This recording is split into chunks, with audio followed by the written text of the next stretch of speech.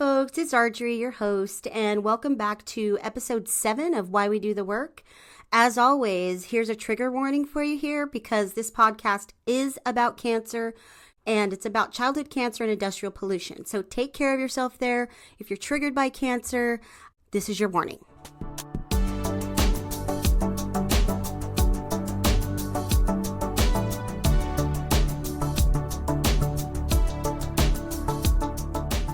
Before we get going, I want to thank you all for listening to the podcast.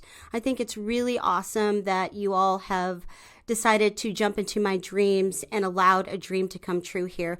So yeah, thank you for listening to the podcast. I really appreciate it. It helps get the word out there about cancer and industrial pollution, and I just really appreciate you all for that. Today, I am joined by someone who has become one of my favorite people, whether he knows that or not. His name is Mason, and Mason, could you pronounce your last name for me? Because I'm always saying Mason Leavitt. It's Leavitt. Okay, Mason Leavitt is here, but maybe sometimes I'll say Leavitt. So Mason is here with us today, and we are going to talk about some of the work that he does with Beyond Toxics and how that sort of meshes with mine, because our intersections do meet at some spaces, even though we work on separate things.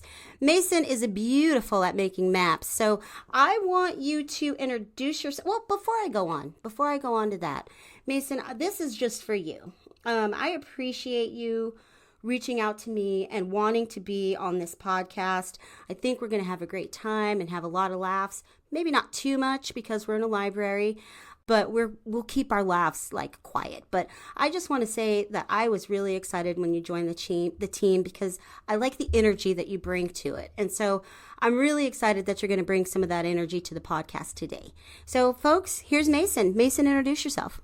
Hey, Arjorie. Thank you so much for having me. Part of the reason I was so excited to do this podcast is because of your beautiful energy and the vibes that we have. And whenever I do end up in a meeting with Arjorie, it's just always a plus. Even if we're working on slightly different things, it's good collaboration and good energy. Oh, I absolutely love that, Mason. Thank you for saying that. I appreciate it because I do have a little special place for you in my heart. And I'm always talking about you too. I talk about all of you guys all the time to my family. All good things. All good things. So who is Mason?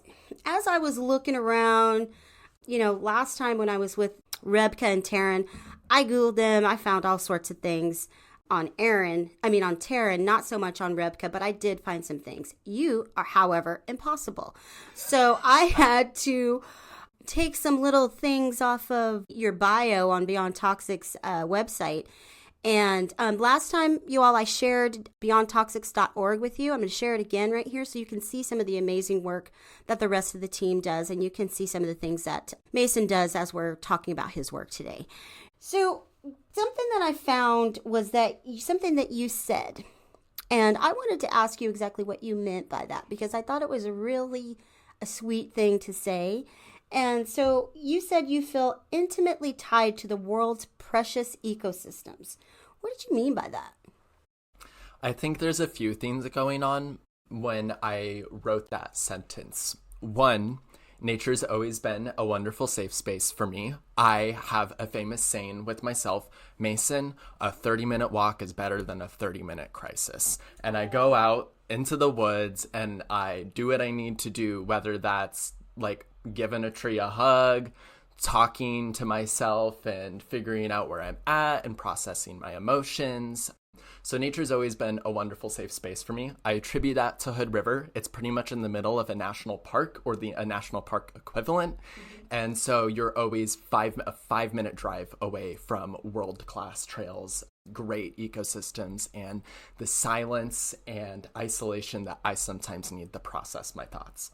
The second factor to that sentence is not only is it a safe space for me, but I have a lot of compassion and empathy for ecosystems and nature. And so I don't know where exactly that came from, but whenever I am stressed out or I'm having a hard time, I sort of try and bittersweetly picture like where if I were right now in this place, like 2,000 years ago, before we had like transformed it, what would it look like? And so I sometimes like ground that way and feel a strong connection, even if I don't have a perfect image of what the ecosystem would have looked like.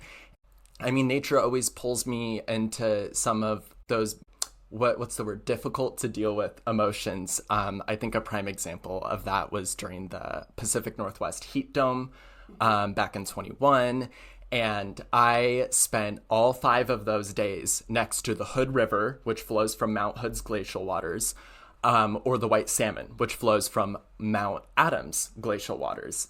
And that was a hard day to deal with because while I was really excited for the respite and coolness that the waters offered me, I was tremendously anxious and full of grief because I am hyper aware that all of that extra water is melting because of a heat dome, because of climate change. And that is not something that I necessarily want for the ecosystems there. There's a lot of riparian zones that depend, and riparian is when a river flows through an area and gives a reliable source of water, allowing for there to be a greener and more lush ecosystem in an area. So I know that those ecosystems are highly dependent on it. The salmon and fish are, but so is my entire town. It's filled with horticulture and growing apples, pears, peaches, cherries, and not only are there farmers growing those, there are tourists coming from all over the world to see those farms. Yeah. And if all that glacial water were to not be there, none of our town's life and culture would be there, not to mention all of the animals and plants that would be hurt in the process. So that is a fantastic answer because it lets me really see why you said that. Like the way that you talked about it felt intimate. So thank you for going into depth because you can read things and imagine however it is that you want that somebody, how they said it. But to hear them explain it is a lot better for me because I'm curious. I'm always curious. So you go to U of O. Okay, you moved here to go to the University of Oregon. You're in school right now still, right? No, I actually graduated in June. You did? Well, congratulations, and I don't know that I knew that. So that's great. You graduated in June. You told me that you had this aha moment of people can actually make a career out of making maps. Like people can actually do that for a living. What gave you that aha moment? What made you say, I want to do this? Well, there's a few things that happened. One, AP Human Geography was my favorite class in high school. I would literally read the textbook for fun, and then I would ignore my teacher's lectures while staring at different thematic maps in order to just get an idea of what the world was like. And I will have you know, I passed that class with excellent markings, even if I wasn't paying attention. So I kind of had that history of, wow, this is the one high school class I've ever felt enthusiastic and just really happy to be there and learning. And I don't even need the pressure of a teacher or a grade to enjoy that. And so I went off to college and I took a very similar Intro to Human Geography course. And I went, oh, there's a whole field dedicated to this. That aha moment. Yeah. And I was like, okay, well, let's continue to check this out. And then eventually in spring, I was doing labs on GIS, which is Geographic Information Systems. It's a way of understanding the world and data through the lens of geography and space. And part of our assignment was to make a map of the data we had collected at the very end. And that was another aha moment for me because turns out someone has to make the map. There has to be a cartographer. And we tend to take maps as ground truths of reality. But the truth is that there is sort of a writer, if you will, deciding which important details need to be featured on this map, how to do it, and what's the most effective way to communicate that important information, and what does the audience not need to know. And is that what you do? That is what I do. I love it. I love it. I love aha moments. So, like I said, I'm super jazzed that you're bringing your energy to the show today. And our paths do cross in certain instances quite a bit because we're both in air quality. So we've got West Eugene where we hook up Springfield, and I have a very limited role in Coffin Butte and Covanta. So do you want to tell me what Covanta is? Covanta Incinerators is a garbage incinerator located in Marion County, just north of Salem, in a small unincorporated community called Brooks. And so Covanta takes all kinds of garbage and does just as they do and incinerate and burn it and produce a little bit of electricity from it. They do mainly municipal waste from your household, whatever you put in your trash can, but they also do some industrial waste from construction and manufacturing, as well as burning some medical waste from hospital facilities. And they turn all of this into smoke and ash. And when you are combusting hazardous chemicals, you have no idea what's going to be created when you put two things together and put a ton of heat and energy into transforming those things. And all of that goes up into the little plume and comes out the top and slowly falls to the ground. Those heavy metals don't get diluted and they don't get pushed far away. They actually fall quite close to the facility around towns and schools that are within just a couple of blocks away. But there's also tons of other pollutants that are floating around there. Thank you for explaining that a little bit. I did know what they push out. Covanta, how does that go along with Coffin Butte? So Coffin Butte is a landfill located north of Corvallis around Dare Village. And it is a landfill for mainly Benson County, but it also services a lot of the state of Oregon, as well as a few counties in Washington. Now, they also take municipal waste, and instead of burning it, they bury it between layers of soil and ash. And this is where the key link comes in, is sometimes Coffin Butte landfill will take a layer of garbage and put soil, or sometimes contaminated soil, over it in order to keep the garbage and microplastics down and out of the wind. However, especially during the winter, they use Covanta incinerator ash to tamp down the garbage. So they take toxic ash full of heavy metals and burnt garbage and layer garbage with it. And instead of having garbage blow, you have the ash with heavy metals being caught in the wind and blown. Not only that, but we've heard rumors that sometimes Coffin Butte landfill takes the water leachate, which is formed when rain falls. It goes into the mountain of garbage and it seeps through and goes to the bottom, and it collects all sorts of wonderful things along the ways of all those garbage juice things. And then that leachate is really toxic and we don't want it in our water systems. So Coffin Butte landfill takes it out and they do different things with it. They sometimes send it to a waste treatment facility that processes sewage. I would flag right there that waste treatment facilities are not meant to deal with leachate and only partially treat the garbage. They also sometimes send it to Covanta, where they incinerate it back into the air.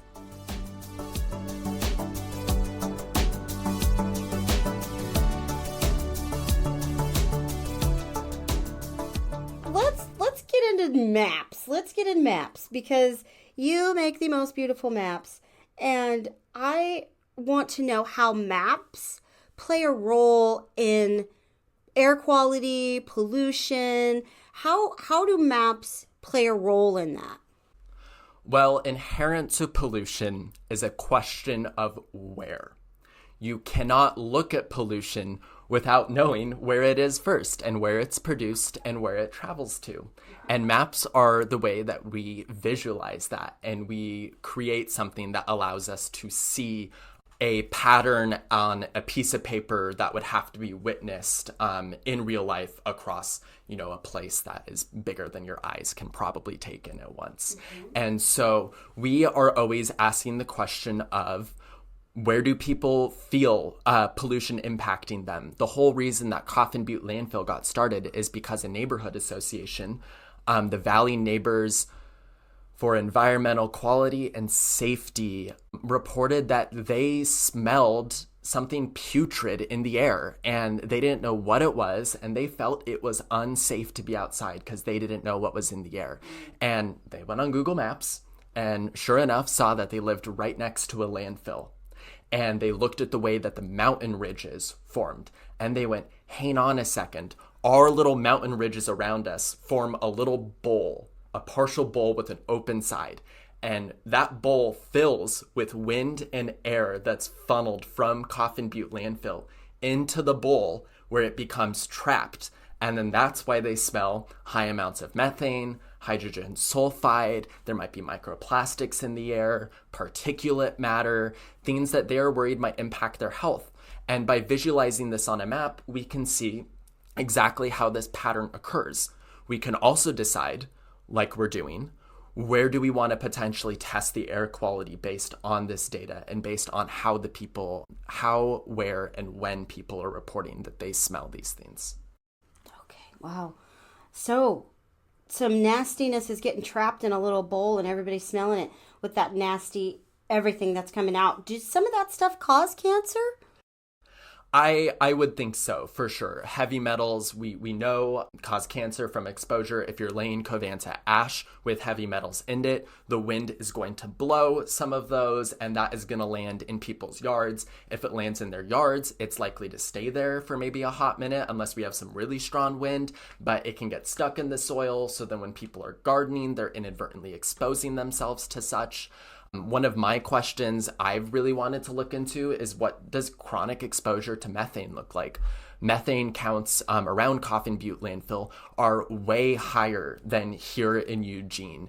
And so it makes me wonder, what does chronic exposure to methane do to the human body? And these are the pollutants that we are able to measure with the equipment that we have. But I would love to know what the EPA is able to measure, or organizations with more resources would be able to find. And so I think there's a tremendous risk for human health, both acute in the sense of like asthma or respiratory tract illness, or even, sometimes these contribute to strokes and heart disease. But there's also what happens when there's a chronic exposure, and that frequently takes the form of cancer. That just gave me chills. I want to talk about one of the amazing maps that you've made that is going to potentially help a whole community. And I'm talking about the Public Health Overlay Zone. I keep on talking about the Public Health Overlay Zone, and I will continue to talk about the Public Health Overlay Zone until it is in zone.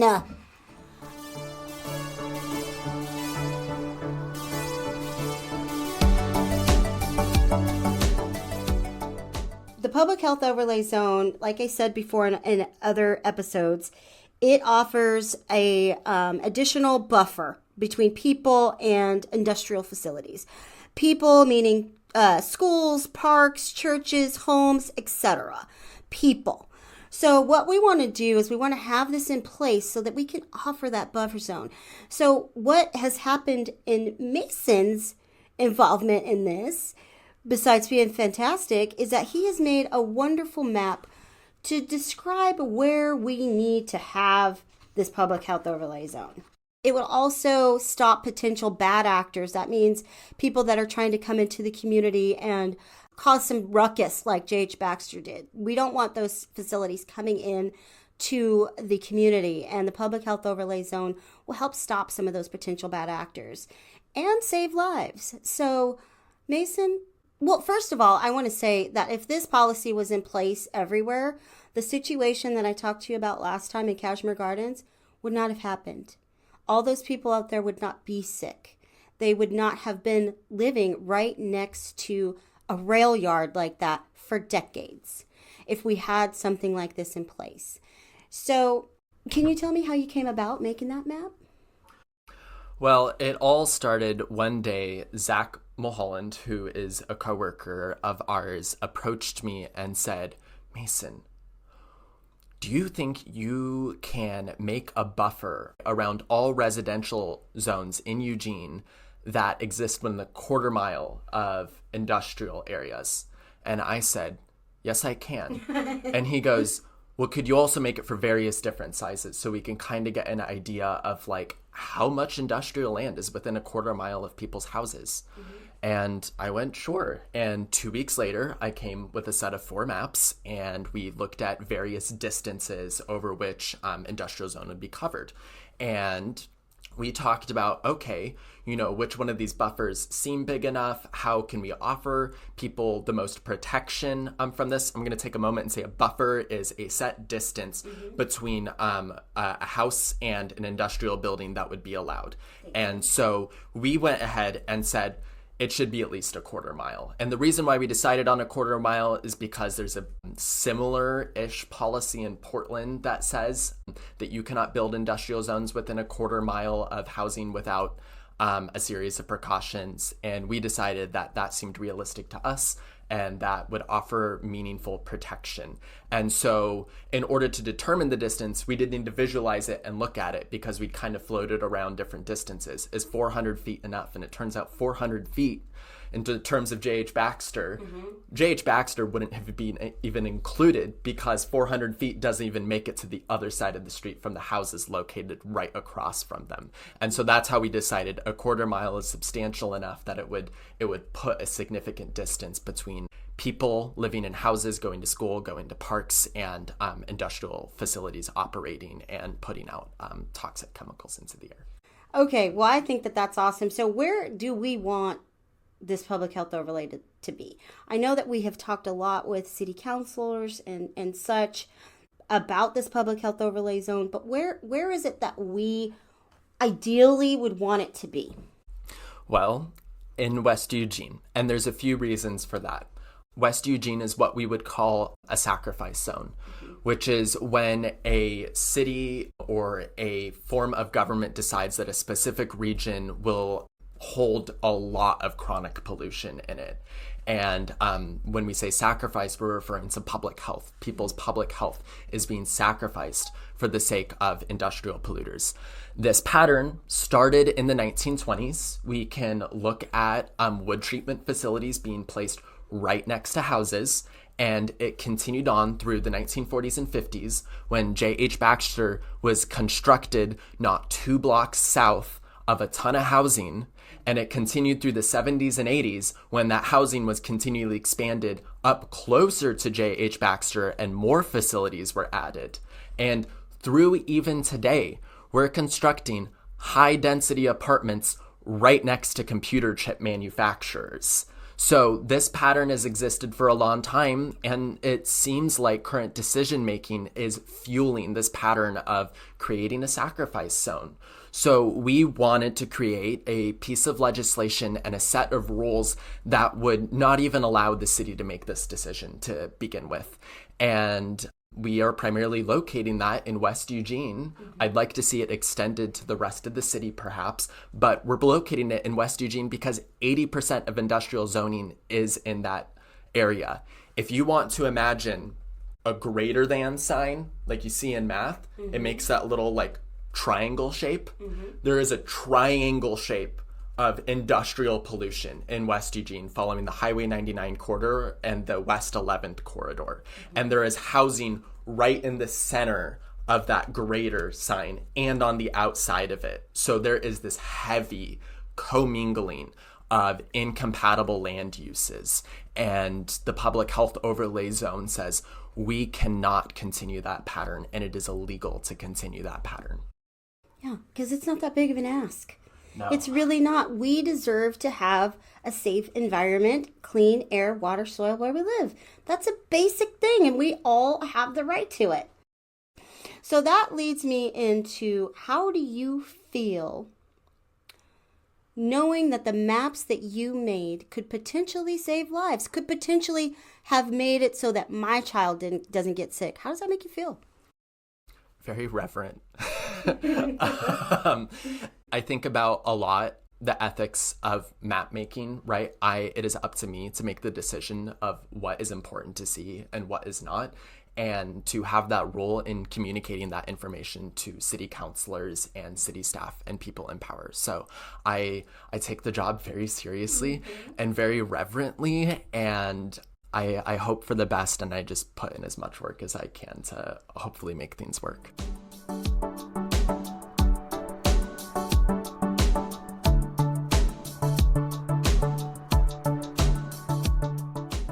So, do you feel like your connection with the world's precious ecosystem prepared you for this type of work? Like, did you go into life thinking, I'm going to work at a nonprofit and I'm going to make maps that are going to save lives? No, I sort of just like stumble into these things. I had no idea I was going to make maps or be in geography. The reason why I was pulled towards it is because I'm focused on a million different things. I don't like a historian, I don't want to just focus on history. Like a political scientist, I don't want to just focus on politics. But geography is sort of this interdisciplinary lens to pull all of those things together and understand how they impact our spatial layout and what the world looks like around us and how it came to be that thing. So I was enthusiastic because I came from Hood River and I had noticed several different things going on. I noticed there were environmental issues. I noticed there were political issues. I noticed there was a lot of systemic racism. I noticed there was a lot of economic things going on. And geography gave me a spine through which to weave everything through. And so while I really enjoyed that and I loved what I studied, boy, did I have no idea what I was going to do after college, and I was completely winging it. And I had a couple of wonderful professors who I had worked with at some point, and my predecessor at Beyond Toxics happened to email them and went, hey, do you know of any like cool candidates that could potentially, hop in this role and figure out how to do GIS in this environment? And I received that email. Of course you can use mapping for these purposes, but for me, the idea of being able to get a job doing it was kind of out of my realm of imagination. And so I showed up to the interview, and I guess the rest is history. So I'm still a little bit shocked that I get to do this work and I get to apply this skill set in this specific environment. And I feel really, in a way, lucky to do it because I've always passionately believed in those things. And the fact that I can take my work and my skill set and apply it to that was surprising for me and not something I would have ever thought of. And I still, every time I get a new project or a new assignment, I'm like, whoa, I gotta think about this. I'd love to sit in these environments and to do this work for, again, this company as opposed to let's say an oil and a gas company, right, or, anyone else. Cause yeah. Well, I mean, it's marvelous to work with Beyond Toxics, isn't it? We get to do what we love and we get paid for it. And we get to work with an awesome group of people. Yeah. So do you take it personally? Like when polluters are bad actors, do you feel like you take it personally because of your strong connection to the environment? Well, I don't take it personally in the sense that I know they aren't this is going to irritate Mason. They're not thinking of me. But when they do this, so it's not personal. But I do, back to my point earlier about talking about the heat dome and the glaciers melting, I feel the grief. Yeah. I feel, right, that impact and that powerlessness and that uncertainty for the future and the precarity on which, my town or West Eugene sits in those spaces. So I don't take it personally, but I grieve, I cry, I get angry because, man, I don't know how people do it. I don't know how people have a conscience and sit down and make these decisions and, in whatever ways deny their very obvious and real impacts or say that they're not relevant or important and instead front profits or money or things like that. So I don't take it personally, but at the same time, I find it very hard to be compassionate and empathetic for those actors. Yeah. I take it personally. I take it very personally. So does the level of pollution have anything to do with how you make these maps? Like the process of the maps, you go in, we're like, Mason, this place looks like wild and crazy over here. Does that level of pollution determine how you make that map? Well, the first step in making a map is, does the data exist? Mm-hmm. And so one of my first, and unfortunately, as turns out, people don't always collect data on health impacts and industrial pollution and things like that. So does it dictate how I make the map? Kind of, right? Sometimes there is very obvious data and information I can use to support a case or portray pollution. One of the things we're doing with Coffin Butte landfill is creating that data. So we have an air quality monitoring device. It goes out there, it records the ambient air temperatures, and just yesterday I spent, or not air temperatures, air quality. Mm-hmm. And just yesterday I spent the whole day symbolizing methane measurements, carbon dioxide measurements. The bigger the circle is, the more carbon dioxide was there. So in that case, I'm very able to acutely make a map that is directly representing pollution. However, in the case of other areas, we're not always directly able to do that. And one of my big roles and areas where I work together with people on Beyond Toxics is going out and collecting and creating that data, because that brings visibility to the community's life and the way that industrial pollution has affected them.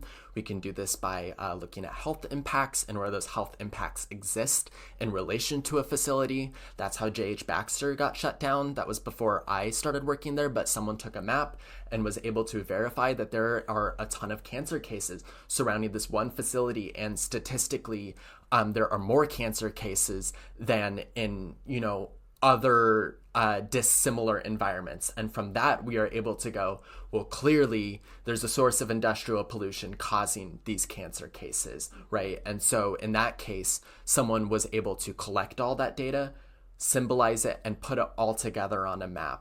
But that's not always possible. And so sometimes step one is going about and creating that data and finding the best way to record it, measure it, write it down, and then sort of make the map from there. So it doesn't really answer your question. No, it got to it. That's a hard question. So let's say we're out in the field, out in West Eugene. We're successful at getting the FOZ in place, Public Health Overlay Zone, folks. How does that make you feel? Besides being proud, you feel accomplished. How do you feel when we're standing out there and we're looking at this apartment complex that isn't anywhere near any facilities, and you know that your maps helped do that? How does that make you feel? Well, it means that I can finally stop holding my breath and feel relief. Love it when it circles back. Yay. Nice. So do you feel like working with the Public Health Overlay Zone maps and all that, do you feel like that helped quench some of your curiosity a little bit? In terms of just pollution and maps and where are you going to do these maps? Do you feel like that has helped quench just a little bit of that curiosity? Yeah, it's been super fulfilling and interesting for me to work with that specific type of data and figure out how we can have real world impacts on public health and prevent, cancer and other forms of disease. And it's amazing to me.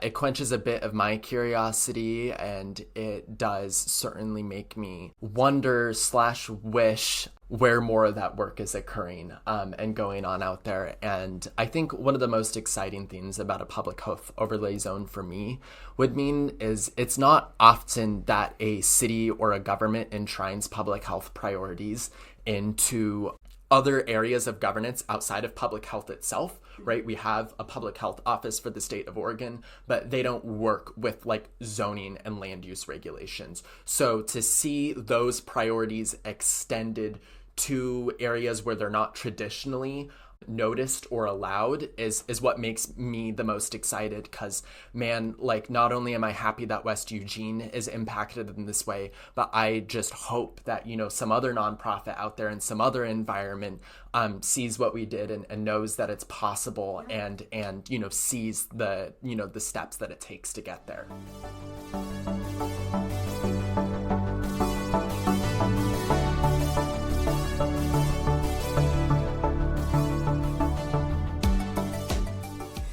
So where do you see yourself in 5 years? Where's Mason in 5 years? Are you married? Are you married in 5 years? I don't know. I mean, I'm in my early 20s. I'm still figuring out a lot. Yeah. There's a lot of trial and error in figuring out what works, what do I like, what don't I like. My guess is I am still going to be just as passionate and angry and excited about environmental justice and making sure that that work happens, whether it's in the capacity of a nonprofit and working in industrial pollution, or if it's in academia, working on the way we talk about history and racism and how it's built into that, or at a journalism company, making maps about climate change or other, community issues.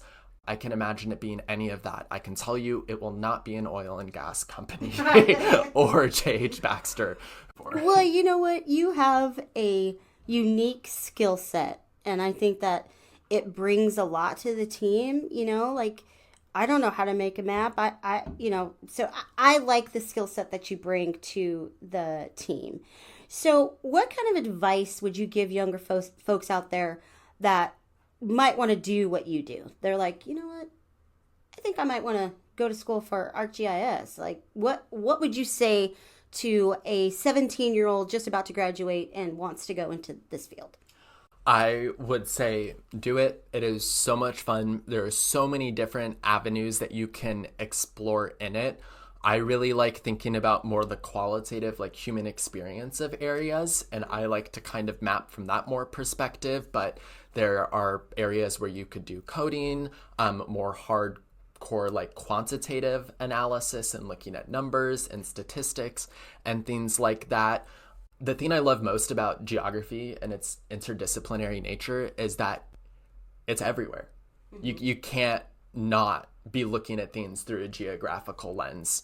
A lot of professors will joke around and say the only thing more interdisciplinary than literature is geography, because literature, there's all forms of literature. There's, everything from restaurant menu items to journals to books, right? And there's all types of things to analyze. But beyond that, space is everywhere, and geography is everywhere. And if your dream job of geography doesn't exist yet, go and find it. This position started out for me as very, very minimal and very part-time, and it just keeps growing and expanding, and this skill set can be used for a variety of purposes. The key is to try and help others see the importance of it. That's wonderful. So if they said, so Mason, is it fun? If they said, is it fun?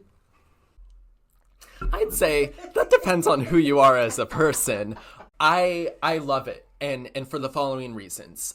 There's a little bit of scientific exactitude to it, right? Like, I am crunching numbers, and I'm figuring out how to present those numbers. But then there's a lot of actually artistic elements that go with that. Which colors display this information the best? Where and at what scale do I display this information?